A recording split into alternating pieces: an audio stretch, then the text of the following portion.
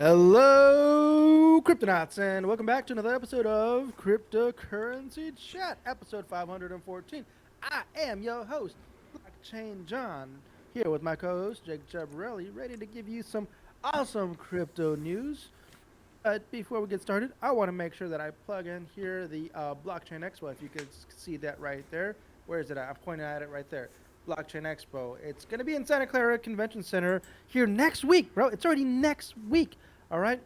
It's May 17th and 18th. It is in person and it's free. Okay. You guys can sign up right now. It's free, free, free. All right. And there's a bunch of expos going on there at the Santa Clara Convention Center. You got IoT, AI, and big data, cybersecurity and cloud, 5G, edge computing, digital transformation. If you guys like that stuff, check it out. It is free, free, free. All right. So with that said, hit the subscribe button. We do love that kind of stuff. All right. We love it. Exactly. Thank you. All right. With that said, Jake, what's up, man? Hey, man. Yeah, well, I'm looking forward to this event we're going to be visiting next week, Wednesday and Thursday. Well, cuts kind of through the middle of our Wednesday show, but that's because we'll be streaming, so you guys can see everything from John's whatever phone, I guess. Just last time we were there, there was what 16 booths for blockchain stuff explicitly, but there's a whole lot more stuff. I mean, the entire convention center pretty much filled up, first floor at least. So lots of stuff Yeah. to see, and we met Yeah. so many There's great so people many and talked to activities. people. Yeah, all both days we were there. My feet were dead tired after that. Was pretty much a lot of walking throughout that entire facility. But lots of neat lectures, lots of stuff that you can. It's not. It's kind of cool because they put these headsets on, so you can't really hear the person talking unless you're wearing the headphones. Yeah, but that's Um, what's really cool. I didn't mention that as well, man. Those headphones are amazing. yeah, that was one of the awesome parts. Was just the fact that I mean you can see them in the little pan throughs here. You can see who's talking and who's listening, and it's just neat because then they can have all these different talks going on simultaneously, and it doesn't interrupt the other ones. So it's a really cool concept. I'm glad they did that. As long as you don't mind putting your ears on something that somebody else most likely just recently wore. But As long as they don't lick it. yeah, exactly. This is not ASMR. Anyways, let's get into the news so we can get through the news. This is interesting Sure. news coming up here with Rosario Dawson. Rosario Dawson to star in NFT-backed anime series from Gala. Yeah, that's awesome. I mean, we talked about this before. About 2 weeks ago now. But Gala has got its own movie streaming company that Mhm. they're doing with this. Anyways, this pilot, Ghosts of Ruin, will be shopped to streamers after premiering exclusively to NFT holders. And what does that mean? It means you have to buy the NFT in order to participate in the DAO that is doing the backing of these anime series. This one in particular is just anime. The other one was live action. Anyway, so she'll be in this movie. As you can see on Twitch, John is trying to find visuals of it, and I'm just going to show you the article here. But um, anyways, the thing that's so cool about this is one, it's just like I said with this. The thing we talked about, 2 episodes ago, Space Junk by John Heater, is that in order to participate and get the backing as the people who are buying the NFTs in the first place, those are the ones who get to see it because they paid for it, right? And then Yes. after that, other people will be able to see it in other ways. But it's a neat way to sponsor. It's a neat way to get content. It's a neat way to show you have participation, right? I mean, everybody else when they make a movie, I guess if you put it on Netflix or on Amazon or something, you can find out almost immediately who is involved because you can see who's exactly is streaming. But in the past, when people would put things over the air like television, they didn't know who was watching. They had to do those stupid uh, surveys to find out who was watching. And even that's not inaccurate. So with this, you know exactly who's participating, exactly who's involved. Um, and then eventually everybody else gets a piece of the pie later on after the initial backers get their fill. So I'm excited, not just because it's Rosario Dawson and she's awesome, but because this I honestly think is the future. I mean, not just for Gala Films, but for all kinds of content. Mhm. Mhm. And I think it's really cool, man. And you can invest in as little as $250.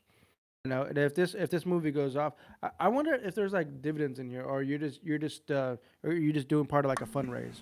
I think it is. I think you could buy multiple. You say the full price is 250, and they have 88,273 total. so far, or is that maybe the So that's remaining? the Gala token. Either you paying fiat or you're paying Gala token. Right.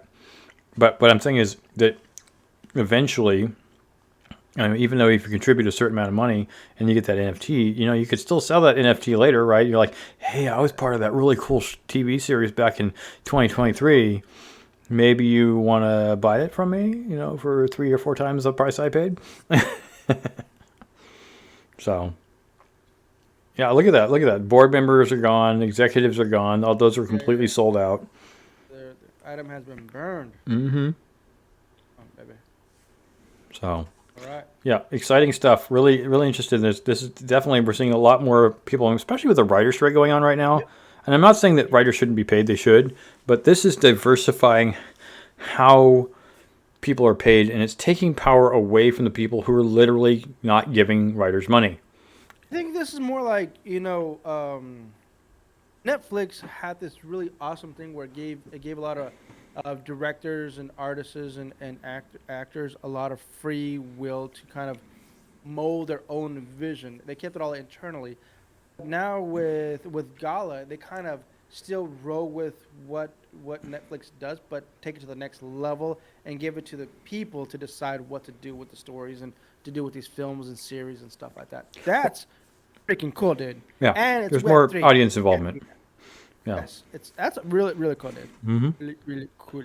Yeah, I'm looking forward to seeing how this happens in the near future. It's taking out the middleman and the, I guess, the top man or the man. It's taking out the man, and it's making it so that the individuals who want to participate in the storyline and participate in the manufacture of the content directly to those individuals. Not to say it couldn't be. Not to say that things couldn't have been privately funded in the past, but this private funding is coming from thousands of people instead of a handful of people. So it's interesting. Yeah, Right Razor was the other one we looked at recently. Yeah, we read that one too. Yeah. Yeah, so it's very cool stuff. Check it out, man, at film.gala.com. Yep. Moving on to Roblox. Roblox user surges 22% to a new peak despite fading metaverse hype. What's going on here, huh? I mean, Roblox has pretty much been number one for years, man. I kind of want to say it's been number one for like a decade, hasn't it? I don't know if Roblox has it's been been out a for long time. Yeah, it's been quite some time. and it's held number one all these years, man. That's what's crazy is that if you go to number one, what's the number one game trending? It's Roblox. I don't understand it. Through all these years, you would think that there would be some other games to take that number one position. No, What about Minecraft? Is it Minecraft? To me, they're the same thing. I know. That's why I keep thinking is. Well, I mean, the look of Minecraft is very different than Roblox. All right, so here we go. It says Roblox, an online multiplayer game which can build their own games and socialize with friends today, published quarterly earnings with mixed results, but said that its daily active user counted reached a new record. The firm's stock is up over 7% today to nearly $39 following the announcement. Roblox said that its revenue and DAU count for the first quarter of 2023 are both up 22% year over year. It saw $655.3 million in quarterly revenue and 66.1 million daily users, according to a statement. That is crazy. Yeah. Please, let me just get a couple of those subs, all right? That's all I want. That's all I want. A couple 100,000 of those subs. Come over here, yeah. Yeah, it is interesting to see that Roblox is competing. I mean, I don't know how to say metaverse activities. Kind of like, I saw an ad for Second Life recently. I was like, really? Second Life is still a thing? Yeah, actually, it's growing in popularity. It's funny. I think the comparison I keep thinking here is Facebook spent what, $30 billion trying to make their own metaverse and then renaming themselves Metaverse. And what did it do? It promoted other metaverses.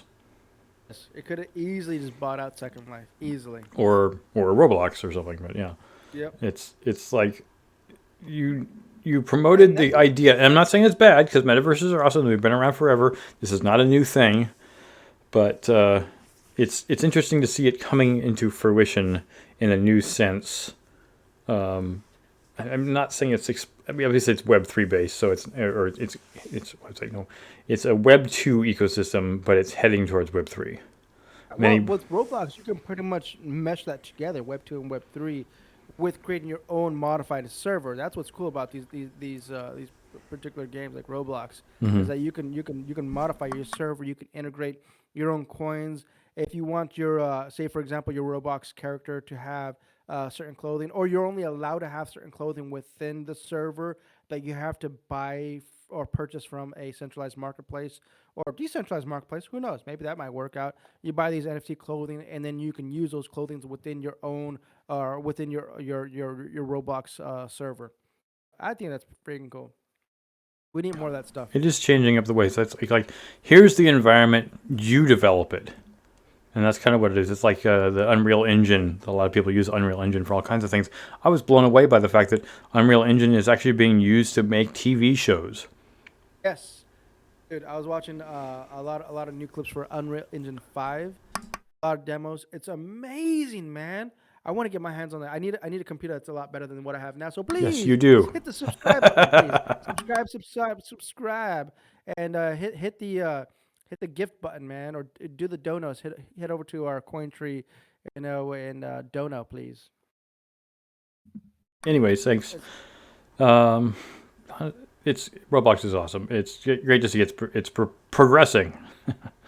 Moving on to a little bit of governmental news, which is kind of an odd article, I realize, in comparison to what we just talked about. The Department of Justice says that crypto assets touch every aspect of criminal activity that they investigate. Law enforcement can freeze conventional transactions, but they can't do that with digital asset transactions, says DOJ. So what's up with that? Why do they care? And my initial reaction to this, as I said during the pre-show to John, was fiat. You know, that green folding paper, that US dollar that everybody uses throughout the world, that also touches nearly, if not every, aspect of criminal activity in which the DOJ investigates. And if there's a problem with crypto assets, then there should probably be a problem also with fiat.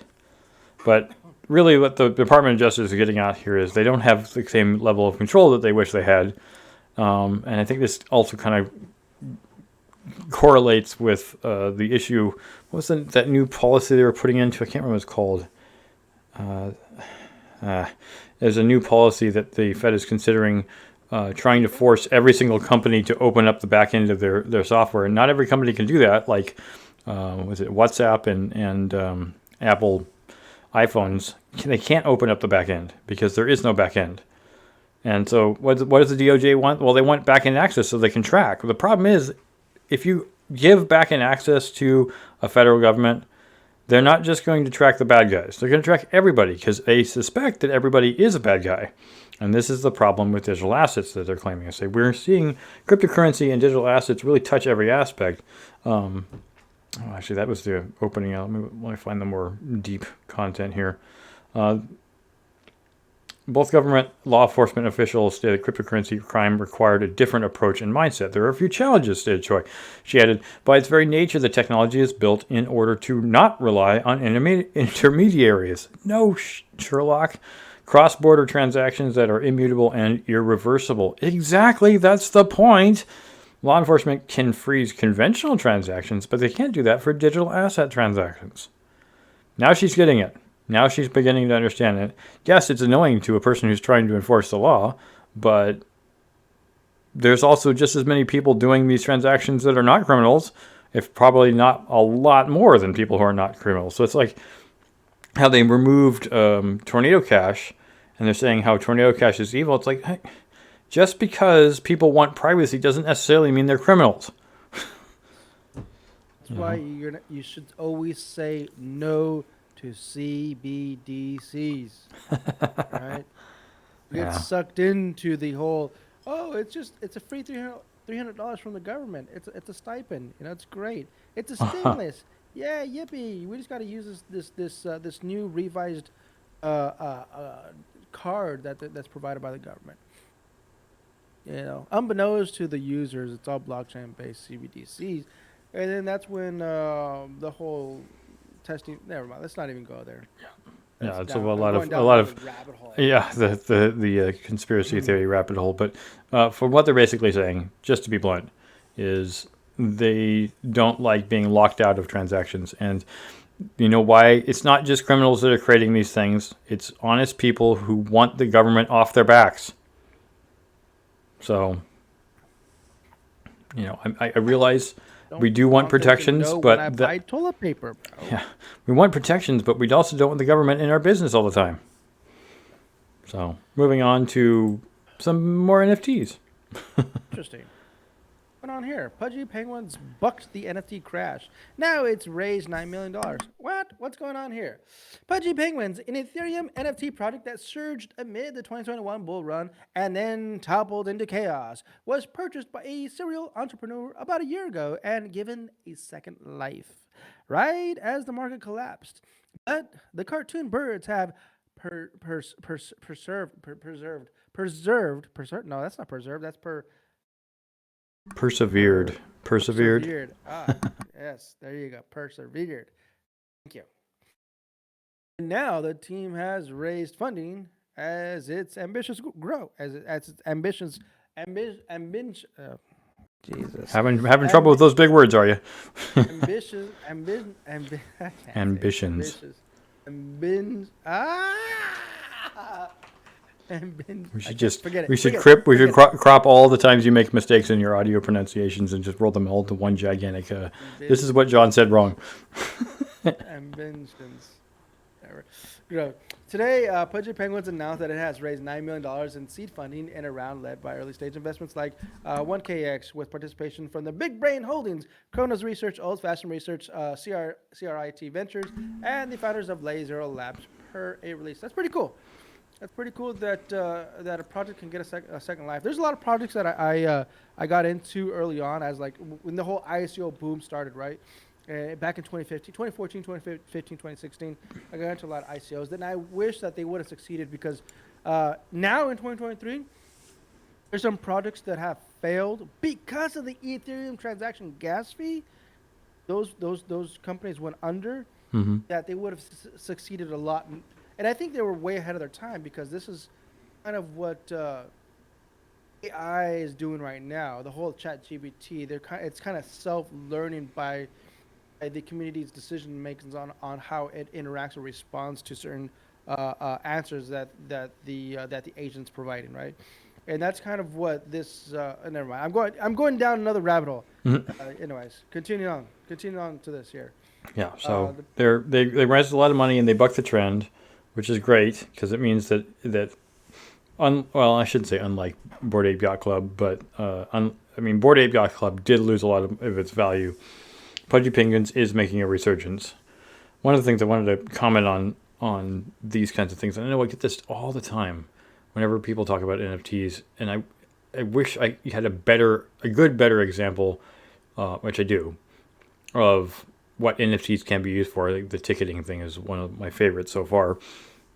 But everyone perceives like, well, why would I want to buy just some boring piece of art? And it's thinking, dude, would you say that about what's his name? Banksy is a pretty good example, but I was thinking, what's the name of the Beeple? Is it Beeple? Yeah, there are plenty of good artists out there, and people are like, well, these NFT like Bored Ape Yacht Club and Pudgy Penguins are just repetitions of other different types of images, but I compare it favorably to Andy Warhol, who made a lot of repetitious art, but it was all very different kinds of art. Now, he was a leader and an innovator in what he was doing, right? Nobody else had done that before. And so you could say that Bored Ape Yacht Club, like Pudgy Penguins, is a little bit old hat because it's been done before. But it hasn't been done in this manner. And it's like, if you like the art, then you like the art. Who cares what it's for? I mean, if it was never NFT involved at all, would you hate it? So it's this statement of saying, is it just because it's NFTs and everybody hates NFTs because their value changed so greatly? Or is it just you don't like that kind of art? It's fine. You don't have to like it. Someone likes it. So why crap on people's art just because you don't like it? Just ignore it if you don't like it.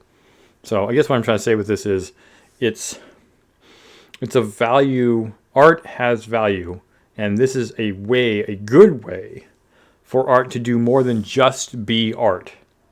That's why it's awesome. That's why NFTs are cool, is because it's more than just a photo. It's more than just a drawing.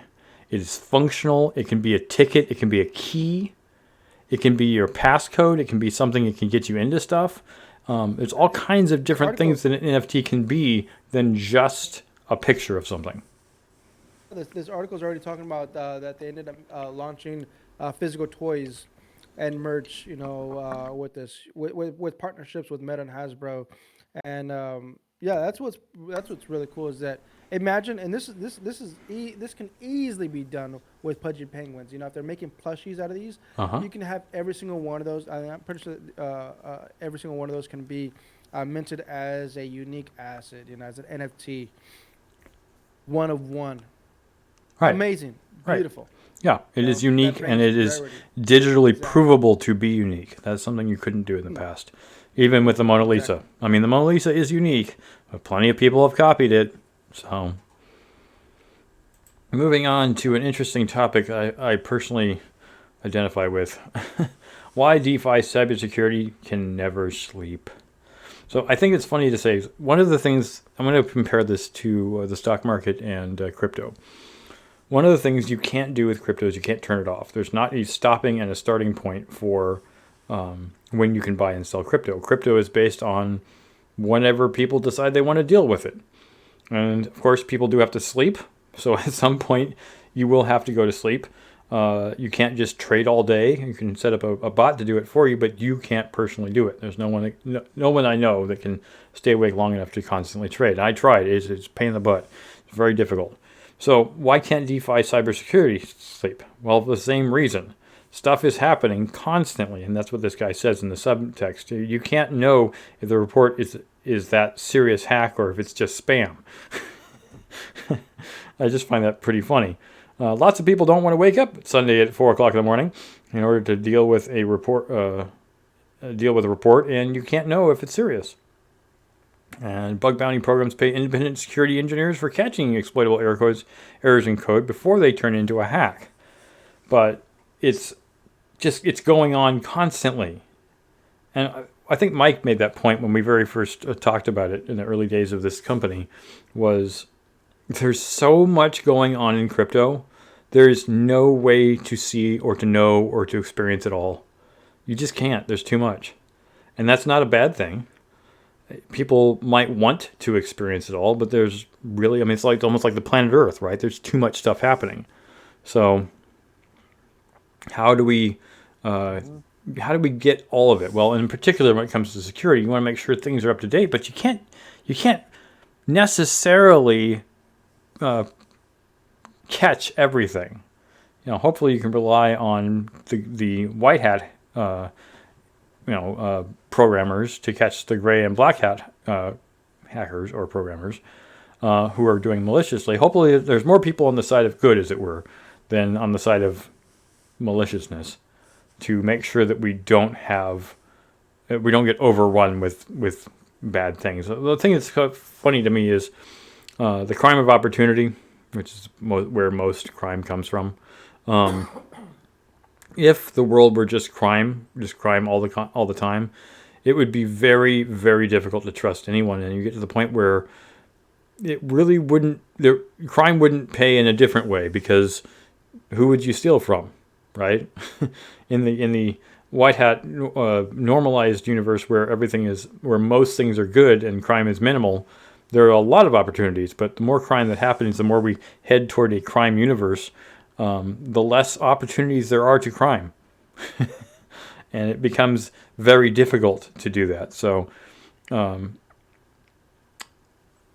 I honestly believe that it will stay on the side of good for the most part, and that crime will be mostly handled. But there's a lot out there to have to handle. And this is the thing that the guy's trying to make a point of. So. All right, last news of the day. Let's head on over to El Salvador. While Bitcoin fees soar to 2-year highs, El Salvador pays the price. Yeah, The Bitcoin fees. Go ahead, sorry. No, it's fine. Bitcoin fees have hit a 2-year high and they continue to climb fast. Data from BitInfo charts show that the current average price to make a transaction on the Bitcoin network stands at $31.14. The last time it was that high was back in April 2021 after they touched an all-time high of nearly $63, then dropped down again. Yes. What's the biggest problem that's going on here? Let's talk about it because it's a reality thing, It's a reality check. So, network. Sorry, excuse me. The blockchain is full, and there's a lot of backlog in the mempool, and so miners are making that decision to obviously take the highest payer, the payee. Is that the correct term? Yeah, the person paying in, right? Whoever's buying, they're like, well, we're just going to take the thing that's most profitable because we can't handle every single transaction. Exactly, and so that's kind of what kind of decides what the market value is for these transaction fees being so high right now. And literally just 2 months ago, the transactions were about $4, I think it was. Yeah, it was very low. No, Yeah, it was yeah, it was sub like $5. Yep, I remember. oh, sub $5 for sure. Mhm. Yeah, and the biggest thing that we have going on here is ordinals. Yeah. Ordinals is a big thing. It's a reality. It's not only ordinals but BRC20s, and apparently, apparently there's this new thing that people are. I don't know. I think it's just a joke, but BRC 1155s. I don't know if that's a reality or some kind of gimmick. Right. Uh, I just heard it, but I haven't seen any code on it. Right now, the biggest trending thing right now is BRC20s. Aside from ordinals, ordinals are a little more heavier when it comes to the whole data inscriptions. Um, yeah, that's the primary. See, there it is. Yeah, Some that's have what's said that driving it right now. clogging network. It's a Yeah, lot of some have traffic. said that exactly. Clogging the network is down the surge in interest in ordinals, a protocol used for minting NFT-like assets on Bitcoin. Now, obviously, we know we've mentioned it many times here before that it is not an NFT. All right, ordinals are not NFTs; they are inscriptions. Inscriptions are literally burned into the blockchain. That is completely different from what Ethereum does, or pretty much what any other chain does. Right? It's hard coded into the blockchain. I think more blockchains should actually implement something like this. What do you think? What do you think about that? If Ravencoin did It means this, it's because permanent, right? It means it's permanent, and that's not because wholly a bad Ravencoin thing. has been talking about this for a while. They've been talking about the idea of integrating IPFS into core, right? Hmm. When you have something like Ravencoin that has a global community, but the network's only being utilized less than 1%. Sorry, excuse me. The blockchain is only being utilized less than 1%. Kind of like for me, it makes more sense to show that you can actually you have all that available space to put that data into in these blocks. Why not integrate IPFS and have everything hard coded into the blockchain? That's what I think. I don't know. What do you think? Oh, I think it's right. Of course, there is a problem, and that problem is what we're literally seeing in El Salvador right now. Well, I shouldn't say that the problem is a cost factor. I'm sorry. It is a cost factor, but really what the problem that they're struggling with is that their economy is not really set up to handle the cost. So, yes, ordinals and yes, BRC20s are making it so that Bitcoin is much more popular and that therefore the transactions. The problem is if you only make $300 a month, let me put it this way. I make a lot more than $300 a month. And I think $30 is a high fee. I'm not really too concerned, even though this article is kind of shilling it, like there's a big issue going on with it, with El Salvador. We know, and we've said many times before, I mean, even El Chivo wallet, okay, the government, the national crypto wallet itself has built-in Lightning. Right. El Salvador already has that kind of ingrained, embedded in people's minds when you're doing a peer-to-peer transaction. It is on Lightning. You know, it's very rare that you go in and you find something, an on-chain transaction like a main. So their actual cost is relatively low. I'm just saying, if you were to try to send Bitcoin, which they're not sending, I mean, they're sending Lightning, it would be $30 per transaction, and the person who's making $300 a month cannot possibly afford probably even 30 cents a transaction, let alone 100 times that. So yeah, you're right. El Salvador is not actually suffering the way it would appear that they are. But if they did try to send Bitcoin, which they're probably not, they wouldn't likely be doing it at all.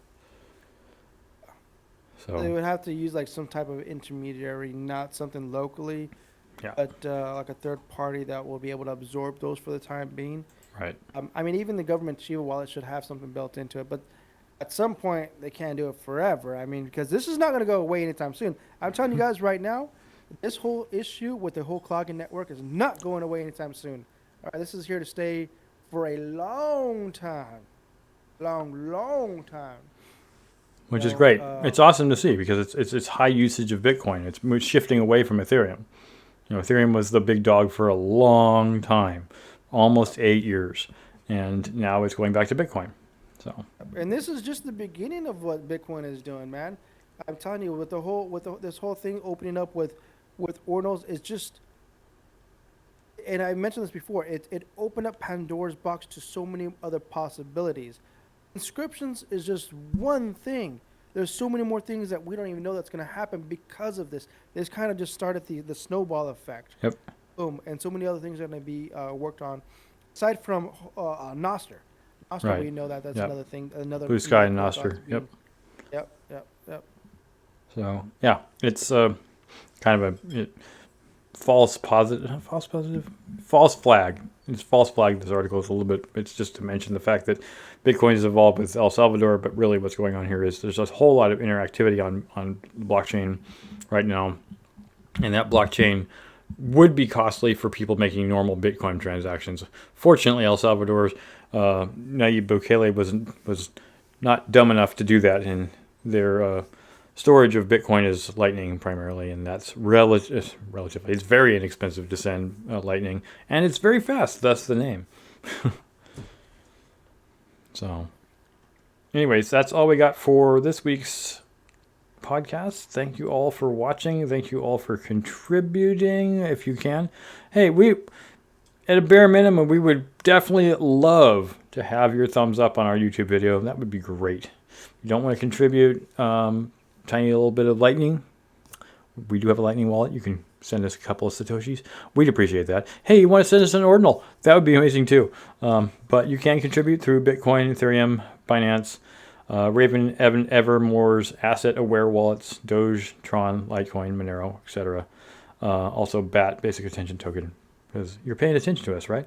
Odyssey, you can check us out on Odyssey. It's free.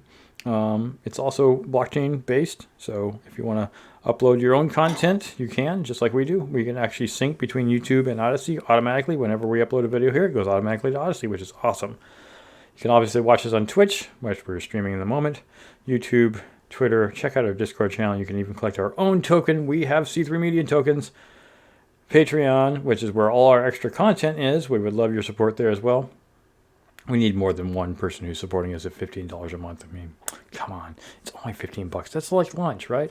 Buy me a coffee, or you can check out our website and Reddit, of course. So also with that, check out Blockchain Expo if you have the chance. It is free. It's in Santa Clara. If you're living in the area, in the San Francisco Bay Area, you can check it out. Just so you know, the hotels are already full. I know, I looked. But No. it is it's going to be a neat conference. Like I said, we went in October. We're going back here in May. It's going to be amazing. With that said, as we do at the end of every single episode, stack sats and hodl. Hello. Adios. Adios.